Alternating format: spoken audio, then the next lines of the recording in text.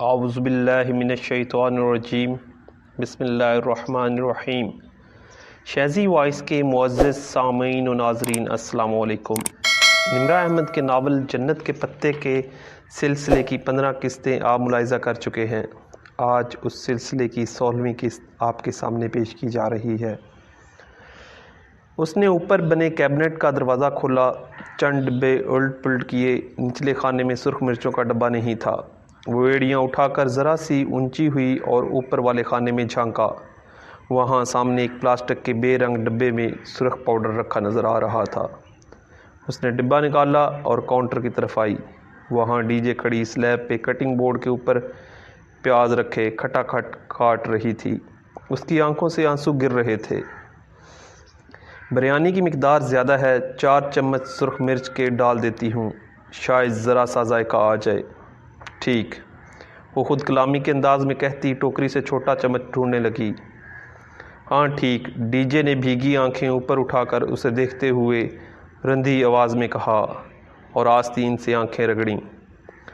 حیا اب ڈبے سے چمچ بھر بھر کر دھوئیں اڑاتے پتیلے میں ڈال رہی تھی۔ بالوں کا ڈھیلا سا جوڑا اس کے پیچھے گردن پہ جھول رہا تھا۔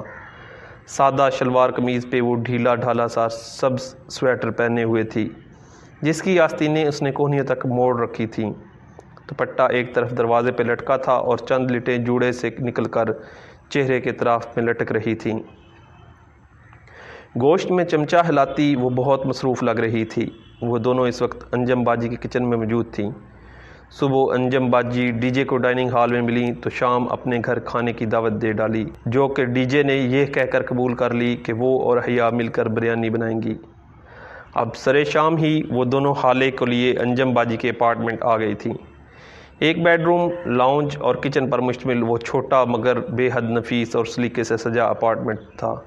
حالے کو انہوں نے لاؤنج میں انجم باجی کے ساتھ بیٹھا رہنے دیا اور خود کچن میں آ کر کام میں مصروف ہو گئیں۔ یہ پینٹنگ جوید جی لائے تھے انڈیا سے۔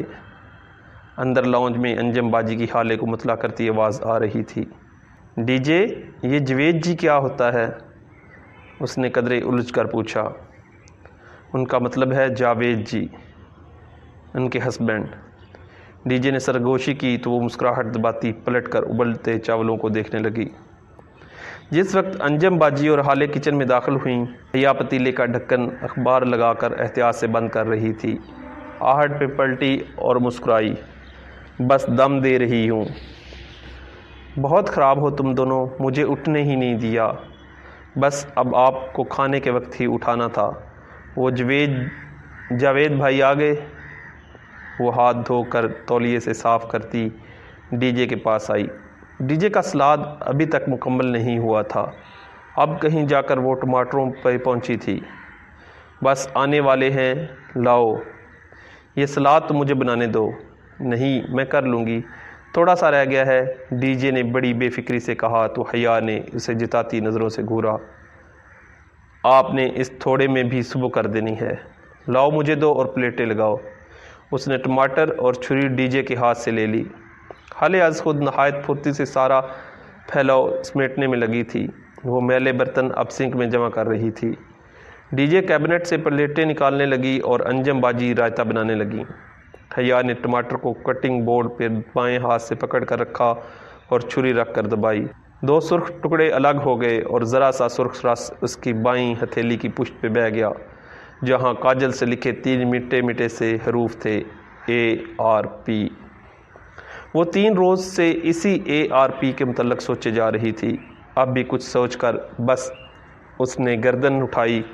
انجم باجی، دہی کو کانٹے سے پھینکتی انجم باجی نے ہاتھ روک کر اسے دیکھا۔ آپ نے کسی ایرپ کے متعلق سنا ہے؟ ایرپ؟ انجم باجی نے حیرت بھری الجھن سے دہرایا۔ جی، ایرپ، ARP، اس نے وضاحت کے لیے ہجے کر کے بتایا۔ او ناٹ اگین حیا۔ حالے جو سنک کے آگے کھڑی تھی قدرے اکتا کر پلٹی۔ اس کے ہاتھ میں جھاگ برا اسفنج تھا جسے وہ پلیٹ پہ مر رہی تھی۔ تم پھر وہی موضوع لے کر بیٹھ گئی ہو؟ اس کے انداز میں خفگی بھرا احتجاج تھا۔ مگر حالے، اب کہ وہ الجھی تھی، یہ موضوع تو اس نے ابھی تک حالے کے ساتھ ڈسکس نہیں کیا تھا۔ پھر میں نے کہا تھا نا یہ سب بیکار کی باتیں ہیں، مگر میں نے پوچھا ہی کیا ہے؟ ARP عبد الرحمن پاشا اور کون؟ میں نے بتایا تھا نا کہ یہ گھریلو عورتوں کے افسانے سے زیادہ کچھ نہیں ہے۔ یہ استنبول ہے، یہاں قانون کا راج ہے، مافیا کا نہیں۔ اب اس کے بعد میں اس موضوع پہ کچھ نہیں سنوں گی۔ حالے اب پلٹ کر جھاگ سے بھری پلیٹ کو پانی سے کھنگار رہی تھی اور وہ حیرتوں کے سمندر میں گھری کھڑی تھی۔ ARP عبد الرحمن پاشا، اوہ، یہ خیال اسے پہلے کیوں نہیں آیا؟ اوکے، وہ بظاہر سر جھکائے ٹماٹر کاٹنے لگی، مگر اس کے ذہن میں بہت سے خیال گڑبڑ ہو رہے تھے۔ حالے اور جہان دونوں ایک سا جیسے تھے اور اپنے استنبول کے دفاع کے علاوہ وہ کبھی کچھ نہیں کہیں گے، اسے یقین تھا، مگر کسی کے پاس تو کچھ کہنے کے لیے ہوگا اور اسے اس کسی کو ڈھونڈنا تھا۔ وہ میز لگا رہی تھی جب جاوید بھائی آ گئے۔ وہ بھی PhD کر رہے تھے اور سمبانجی میں پڑھاتے بھی تھے۔ بے حد ملنسار، سادہ اور خوش اخلاق سے دیسی مرد تھے، پرانے پاکستانی ڈراموں کے شوقین اور پرستار۔ ٹی وی کے ساتھ ریک میں انکہی تنہائیاں، دھوپ کنارے، آنگن ٹیڑھا، الف نون سمیت بہت سے کلاسک ڈراموں کی DVDs قطار میں سجی تھیں۔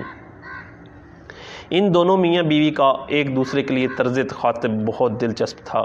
جاوید جی اور انجو جی، اسے بہت ہنسی آئی۔ باقی تینوں کچن میں تھیں۔ جب حیا پانی رکھنے میز پہ آئی تو جاوید بھائی کو تنہا بیٹھے پایا۔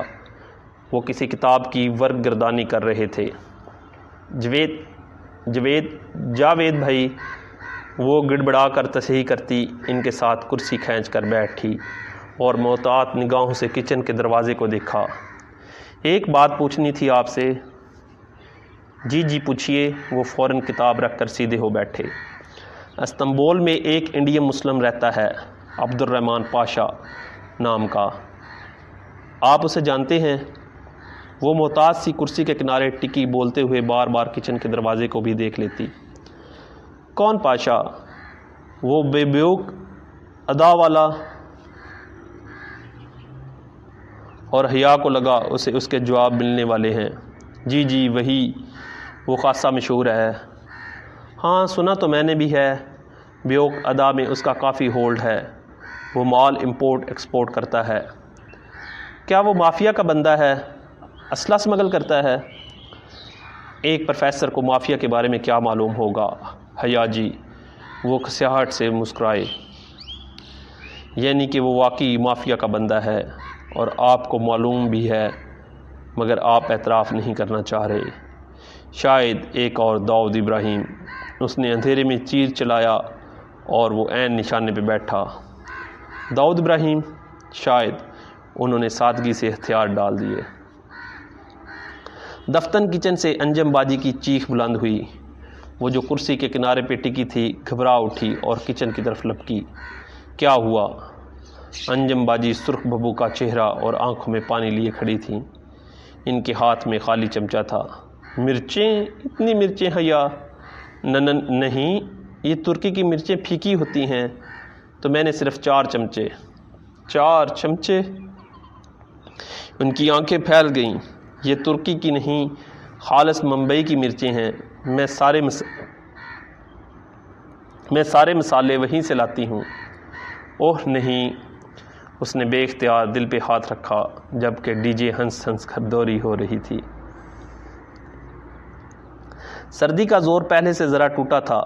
اس صبح بھی سنہری سی دھوپ ٹاکسم اسکوائر پر بکھری تھی۔ مجسمہ آزادی کے گرد ہر سو سونے کے ذرات چمک رہے تھے۔ وہ دونوں سست روی سے سڑک کے کنارے چل رہی تھیں جب ڈی جے نے پوچھا، حیا یہ ٹاکسم نام کتنے مزے کا ہے، اس کا مطلب کیا ہوا؟ میں شہر کی میئر ہوں، جو مجھے پتہ ہوگا۔ نہیں، وہ میری گائیڈ بک میں لکھا تھا کہ ٹاکسم عربی کا لفظ ہے اور اس کے معنی شاید بانٹنے کے ہیں، کیونکہ یہاں سے نہریں نکل کر سارے شہر میں بٹ جاتی تھیں۔ تمہیں عربی آتی ہے اس لیے پوچھ رہی ہوں۔ عربی میں تو ٹاکسم نام کا کوئی لفظ نہیں ہے اور عربی میں بانٹنے کو تقسیم کہتے ہیں۔ وہ ایک دم رکی اور بے اختیار سر پہ ہاتھ مارا۔ اوہ، ٹاکسم یعنی تقسیم۔ اگر گوروں کی طرح منہ ٹیڑھا کر کے پڑھو تو تقسیم ٹاکسم بن جاتا ہے۔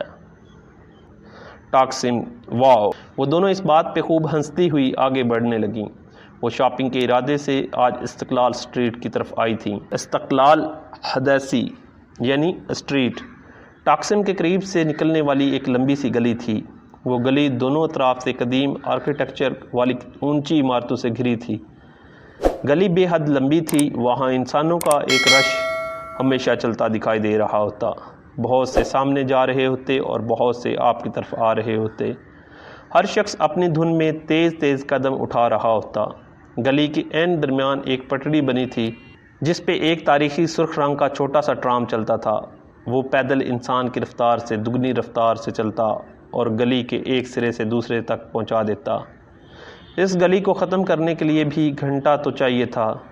وہاں دونوں اطراف دکانوں کے چمکتے شیشے اور اوپر کمکمے لگے تھے۔ بازار، night clubs, restaurants, coffee shops, designer where, غرض ہر برانڈ کی دکان وہاں موجود تھی۔ چند روز پہلے وہ ادھر آئیں تو صرف ونڈو شاپنگ میں ہی 2.5 گھنٹے گزر گئے اور تب بھی وہ استقلال جدیسی کے درمیان پہنچی تھیں، سو تھک کر واپس ہو لیں۔ حیا، تم نے دیکھا استقلال اسٹریٹ جیسے ماڈرن علاقے میں بھی ہر تھوڑی دور بعد پریئر ہال ضرور ہے۔ بڑے نیک ہیں بھائی ترک۔ وہ قدرے طنزیہ ہنسی اور پھر متلاشی نگاہوں سے ادھر ادھر دیکھنے لگی۔ استقلال اسٹریٹ آنے کا اصل مقصد جہان سے ملنا تھا اور وہ صرف اس لیے یہاں آئی تھی کہ برگر کنگ جائے، اور میں یہاں سے گزر رہی تھی تو سوچا کہہ کر اس سے مل لے۔ وہ دونوں ساتھ ساتھ تیز رفتاری سے چل رہی تھیں۔ وہاں ہوا تیز تھی اور حیا کے بال کھلے اڑ اڑ کر اس کے چہرے پہ آ رہے تھے۔ وہ بار بار کوٹ کی جیب سے ہاتھ نکالتی اور انہیں کانوں کے پیچھے اڑستی۔ تب ہی اس نے برگر کنگ کا بورڈ دیکھا تو ڈی جے کو بتائے بنا ریسٹورنٹ کے دروازے تک آئی، اور اس سے پہلے کہ وہ دروازے پہ ہاتھ رکھتی دروازہ اندر سے کھلا اور کوئی باہر نکلا۔ وہ بے اختیار ایک طرف ہوئی۔ وہ جہان تھا۔ وہ اسے پہچان گئی تھی، مگر وہ اکیلا نہیں تھا۔ وہ اس کے سامنے سے آتا ساتھ سے نکل کر گزر گیا تو وہ پلٹ کر دیکھنے لگی۔ ڈی جے نے اسے رکتے نہیں دیکھا تھا۔ وہ اپنی دھن میں دکانوں کو دیکھتی چلی گئی اور لوگوں کے ریلے میں آگے بہ گئی۔ حیا یوں ہی اپنے گھٹنوں تک آتے سیاہ کوٹ کی جیبوں میں ہاتھ ڈالے اسے دیکھ رہی تھی۔ اب وہ ہوا کے رخ پہ کھڑی تھی تو اس کے بال پیچھے کی طرف اڑنے لگے تھے۔ جہان اس سے دور جا رہا تھا۔ اس کے ساتھ ایک دراز قد لڑکی بھی تھی، کوٹ اسکرٹ میں ملبوس، اپنے سرخ بالوں کو اونچی پونی میں باندھے۔ وہ لڑکی ناگواری سے ہاتھ ہلا ہلا کر کچھ کہہ رہی تھی۔ جہان نے اسے نہیں دیکھا۔ اسے یقین تھا۔ وہ دوڑ کر ان کے پیچھے گئی۔ وہ دونوں بہت تیز چل رہے تھے۔ ان کی رفتار سے ملنے کی سعی میں وہ ایشیائی لڑکی ہانپنے لگی تھی۔ بمشکل وہ ان کے عین عقب میں پہنچ پائی۔ لڑکی بلند آواز میں نفی میں سر ہلاتی کچھ کہہ رہی تھی۔ جہان بھی خاصا جھنجھلایا ہوا جواباً بحث کر رہا تھا۔ وہ ترک بول رہے تھے یا کوئی دوسری زبان، وہ فیصلہ نہ کر پائی۔ شاید ترک نہیں تھی۔ وہ بہت لمبے لمبے فقرے بول رہے تھے اور جتنی ترک حیا نے اب تک سنی تھی وہ ایسی نہیں تھی۔ ترک میں فقرے چھوٹے ہوتے ہیں، بس فعل استعمال کیا اور اس کے آگے پیچھے سابقے لاحقے لگا لگا کر ایک بڑا سا لفظ بول دیا جو معنی میں کئی فقروں کے برابر ہوتا تھا۔ جہان، جہان۔ وہ شور اور رش میں بمشکل اتنی آواز سے اسے پکار پائی کہ وہ سن سکے۔ اس کی تیسری پکار پہ وہ رکا۔ لڑکی بھی ساتھ ہی رکی۔ وہ دونوں ایک ساتھ پلٹے۔ جہان، اس کے ہونٹ جہان کو دیکھ کر ایک معصوم مسکراہٹ میں ڈھلنے لگے تھے۔ کیا مسئلہ ہے؟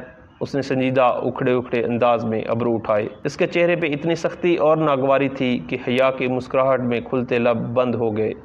اس کا رنگ پھیکا پڑ گیا۔ میں حیا، وہ بے یقینی سے بنا پلک جھپکے اسے دیکھ رہی تھی۔ اسے شک گزرا کہ جہان نے اسے نہیں پہچانا۔ ہاں تو پھر؟ وہ بھنس کیڑے بولا۔ وہ لڑکی کوٹ کی جیبوں میں ہاتھ ڈالے کھڑی ناپسندیدگی سے حیا کو دیکھ رہی تھی۔ پھر حیا نے بے یقینی سے زیر لب دہرایا۔ وہ ششدر سی جہان کو دیکھ رہی تھی۔ کوئی کام ہے؟ وہ مشکل ضبط کر کے بولا۔ حیا نے دھیرے سے نفی میں سر ہلایا۔ اس میں بولنے کی سکت نہیں رہی تھی۔ تو میری شکل کیا دیکھ رہی ہو؟ جاؤ۔ وہ شانے جھٹک کر پلٹا۔ لڑکی بھی ایک اچٹتی نگاہ اس پہ ڈال کر مڑ گئی۔ استقلال اسٹریٹ پہ لوگوں کا ریلا آگے بڑھتا گیا۔ جہان سکندر اور اس لڑکی کے پیچھے بہت سے لوگ اس سمت جا رہے تھے۔ کتنی ہی دیر وہ ساکت کھڑی بہت سے سروں کی پشت کے درمیان ان دونوں کو دور جاتے دیکھتی رہی۔ اس کی پلکیں جھپکنا بھول گئی تھیں۔ ان دونوں کے سراب ہجوم میں گم ہو رہے تھے۔ وہ دو نقطے بنتے جا رہے تھے۔ مدھم بہت دور، حیا حیا ڈی جے کہیں دور اتھل پتھل سی سانسوں کے درمیان چلا رہی تھی، مگر وہ نہیں سن رہی تھی۔ وہ اسی طرح بھیڑ کے درمیان پتھر ہوئی کھڑی اسی سمت دیکھ رہی تھی۔ وہ بہت دور جا چکے تھے۔ ساکت پتلیوں میں اب دور ہونے لگا تھا۔ بالاخر بوجھ سے اس کی پلکیں گری اور جھک کر اٹھیں تو منظر بھیگ چکا تھا۔ اس نے پھر سے پلکیں جھپکائیں تو بھیگی آنکھوں سے قطرے رخساروں پہ گرنے لگے۔ سامنے کا منظر قدرے واضح ہوا، مگر لمحے بھر کی تاخیر سے اس کا تعاقب ہار گیا تھا۔ وہ دونوں بھیڑ میں گم ہو گئے تھے، اپنا منظر کھو چکی تھی۔ آنسو ٹپ ٹپ اس کی تھوڑی سے نیچے گردن پہ لڑکتے گئے۔ حیا کدھر تھی تم؟ ڈی جے نے نڈھال سی آ کر اس کا شانہ جھنجھوڑا۔ اس کا سانس پھول چکا تھا اور وہ ہانپ رہی تھی، مگر حیا ابھی تک اسی سمت دیکھ رہی تھی۔